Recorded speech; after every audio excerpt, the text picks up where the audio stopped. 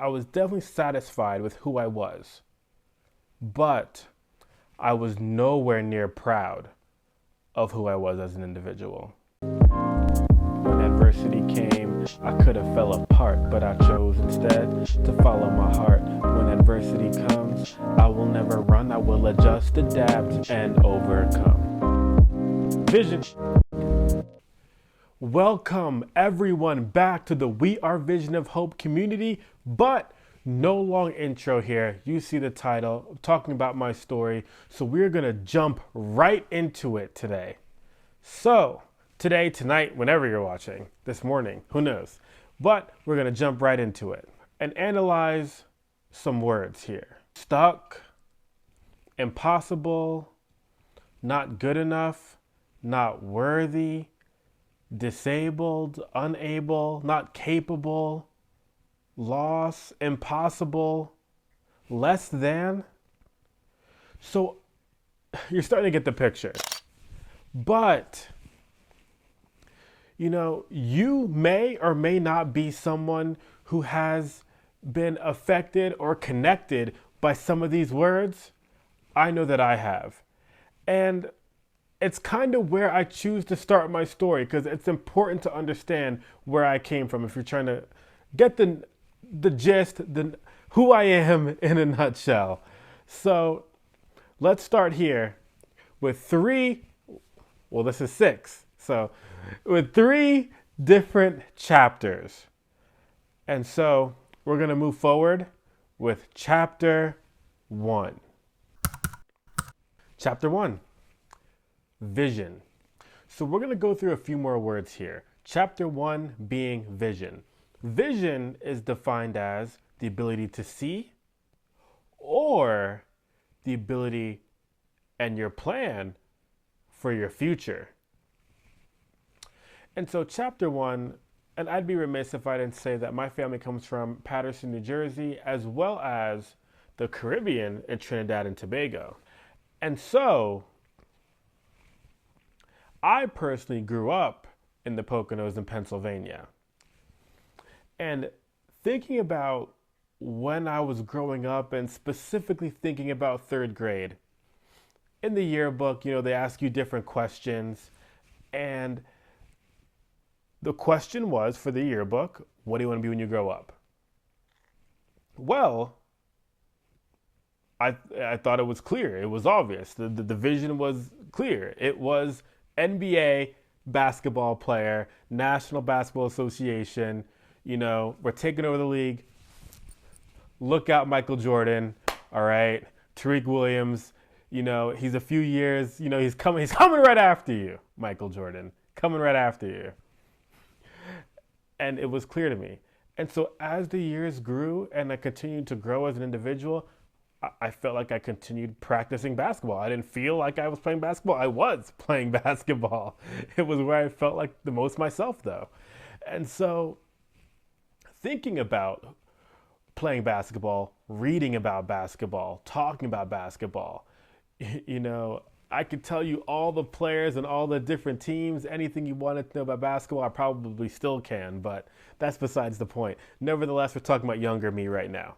So talking about that, as I continued to grow in playing basketball, I played for AAU basketball teams, the school basketball team, and I remember specifically one practice where I was guarding our best player and we were getting ready for a basketball tournament at Rutgers University.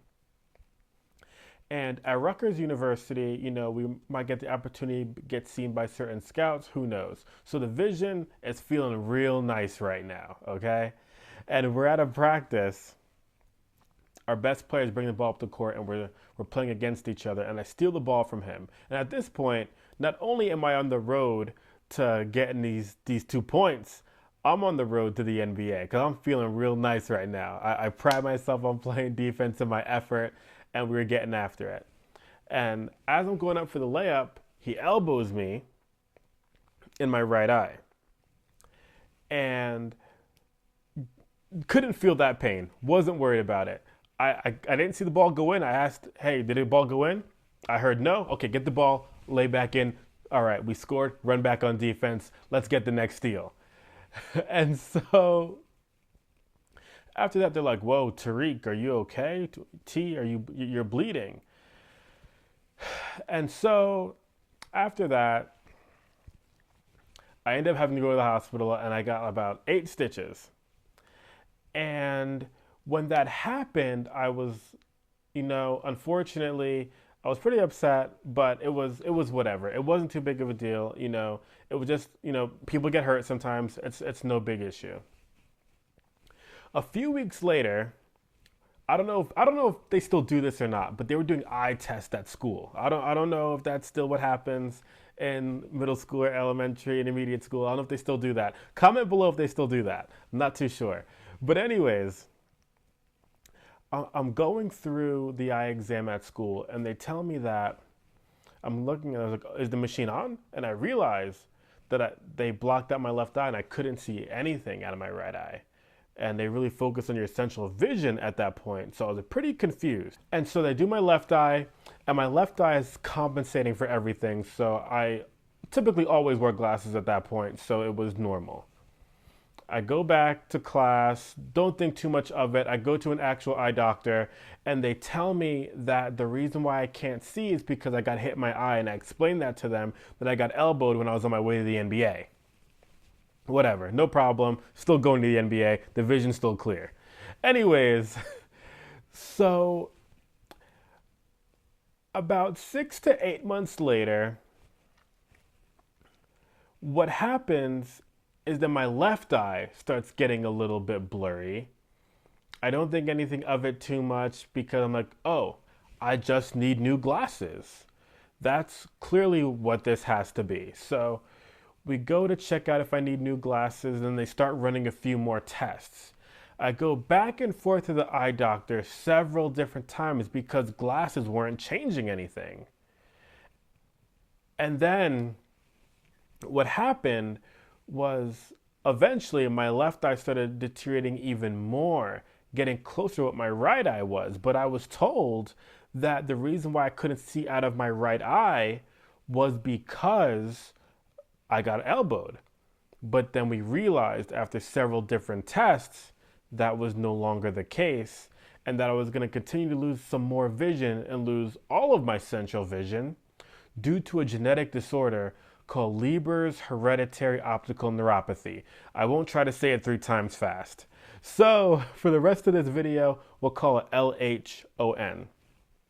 I'll pop up on the screen somewhere a picture of what it looks like to have, I guess, what they say normal vision. The word normal is interesting to me. Conversation for another time. But what they call regular vision, and then what somebody who sees with Leber's hereditary optical neuropathy, LHON, that genetic disorder. And so I don't know anybody in my family who has this genetic disorder. We did different tests, and I had the gene for it. And so at that point, the doctor told me that I was going to be blind. I was going to lose all my central vision, possibly keep some of my peripheral vision, and just trying to stay healthy as much as I possibly could. And that was difficult to sit with. So at this point, all those words that were associated with me in the beginning of the video were now being cemented in my life, in my mindset, in my NBA career that was no longer going to happen, in my everyday life, in my future, in my actual vision that I thought that I had. And so now I'm that disappointment. I'm that struggle. I'm that issue. The people who sacrificed before me for me to be successful, well, I don't know anybody who could do anything blind. So why would that even start now? Why would that even be me? That doesn't even begin to make sense. Thinking about this while at the age of 16 and trying to cope with what is happening really made me try to think and try to understand what was happening, even though I didn't understand it. But the most important thing I was trying to understand was who I was, not who I was supposed to be, but who I was as an individual. While thinking and reflecting on these different moments and the person who I wanted to try to be and or become, I realized that even though I was becoming blind, and even though some of these negative things were going to try to affect my life, I realized that even though these things were happening, I still had the same personality and I was still the same person. That thought process resulted in me understanding, me realizing that me becoming blind, me losing my vision, well, my vision had never been any clearer at that moment. Chapter 2, peace. Just kidding. Peace is a good thing. Throw up the peace sign. That's not chapter 2. Chapter 2, hope. The definition of hope is your expectation or desire for a particular thing to happen. And I really like that definition because it brings in the word expectation. And we'll talk about the word expectation here in a bit and also in future videos. But when I think about the word hope, I start to think about the feelings that I had once I understood that my vision was becoming clear, even though physically I was becoming blind and losing that central vision. And so when I think about when I was starting to believe and starting to have hope in my life, in my future for this brand new vision, the one thing that I knew specifically about my vision was that I was going to be successful. I didn't know how, I didn't know where, I didn't know why. I don't know any blind people, all right? But I knew that I was going to be successful. And I was determined to do so. So once I started creating that belief and that hope, I had no interest when I was battling with the idea of losing my vision. I had no interest in still trying to be a part of the basketball team. But basketball was what I did my whole life. And so I started realizing that, no, this is still a part of my vision. I can still do this, and I still enjoy playing. So I tried out for the basketball team. My basketball coach came up to me at the end of tryouts, and he let me know, Tariq, you are not on this team because I knew you on the team before.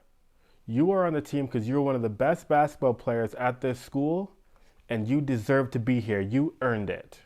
Shout out Coach P.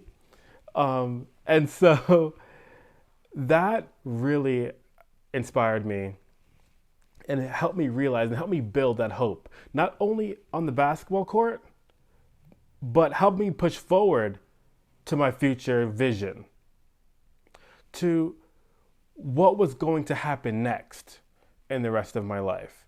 And so continue to be more active in school, in the marching band, and several other groups and clubs.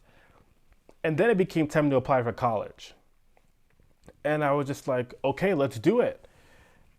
And so what the vision started becoming was hope not only for myself, but for others. So I wanted to study psychology and then started learning more about myself. Once I got into college, I went to Westchester University. Shout out Westchester University. And in Pennsylvania, might I add. I know there's Westchester, New York, but we're talking about Westchester, Pennsylvania, right outside of Philadelphia. And so when I originally got into the university, I was planning on studying psychology, but I got to know myself better. And I always used to, even when I really enjoyed basketball, I still enjoy basketball now, so I shouldn't say when, still now. In talking about basketball, I always even wrote about basketball and learning more about myself. Even in second, third grade, I wrote about basketball.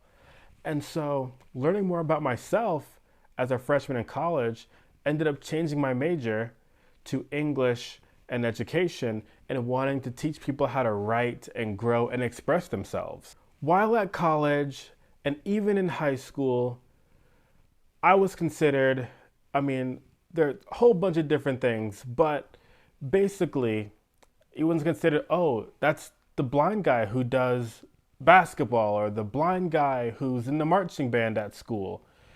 And I was still trying to work on getting comfortable with that because I was 16, 17, 18, 19 years old. And to be honest, I was satisfied with who I was, especially in this hope chapter. In the vision, I was still working on that, but in this hope chapter, I was definitely satisfied with who I was. But I was nowhere near proud of who I was as an individual, because I was still working on connecting with who I was as an individual. So I continued to learn more. I ended up getting my English degree in college, and that was a point where we didn't think that was possible.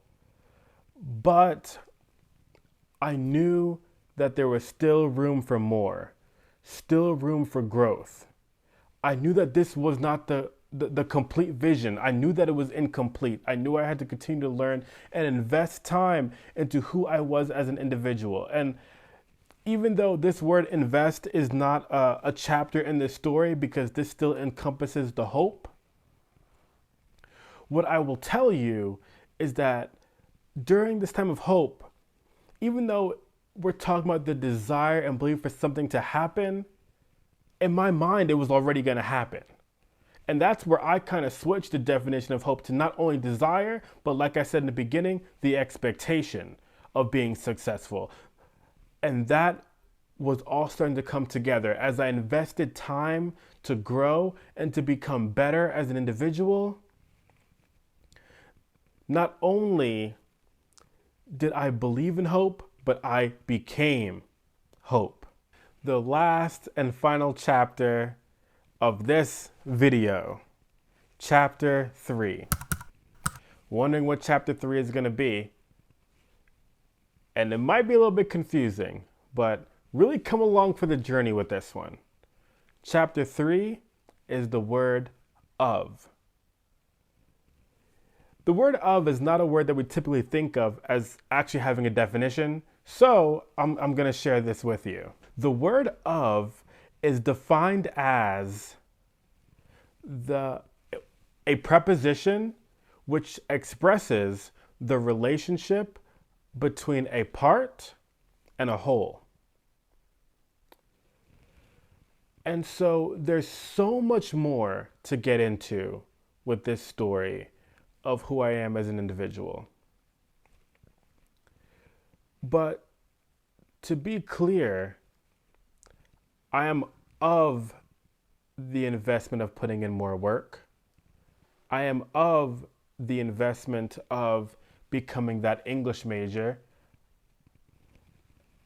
of the vision of becoming and thinking that I was going to become a basketball player and working towards that, and then becoming blind and working through those struggles and just overall obstacles in general that all of us as individuals go through every single day. And so looking back at the last chapter of when I was satisfied with who I was, but no longer proud of who I was, I am now at a place where I am not satisfied with who I am as an individual, but so proud of who I am and understanding that I'm not satisfied because of knowing that the growth and the vision will continue to grow and get better every day and continuing to move forward. I am of so many different things. I am of African American, I am of Trinidad and Tobago, and the list goes on and goes on and goes on, and I know that it does for you as well. We are of a lot of different things in this world. There are a lot of different parts to the whole that creates the person that I am and that created who you are as a person. And that is the whole point of what we're creating here on the channel. The We Are Vision of Hope community. We're of a lot of things, but you are a whole person and can truly achieve all the dreams that you want to achieve. You just got to believe in who you are, and you are of so many different things, just like I am. And right now, we are only of scratching the surface. My passion is empowerment. When I lost my vision, I truly felt empowered for the first time because it forced me to grow up, become more mature at that age, and figure it out. And so I felt empowered, and on this channel and in so many different ways, we're gonna spread positivity and empowerment to others. The phrase vision of hope actually started when I made that basketball team and there were different stories being written. And the title of the article was Vision of Hope. And it followed me from that moment when I was in high school up until now, and for the future vision that we're going to create empowerment, not only for myself, but for all those watching, listening, and so many different entities to continue to spread empowerment and positivity to all. So not only I am Vision of Hope, but we are Vision of Hope. And looking forward for you to come along for the journey. Have a good one, everybody. When adversity came, I could have fell apart, but I chose instead to follow my heart. When adversity comes, I will never run. I will adjust, adapt, and overcome. Vision.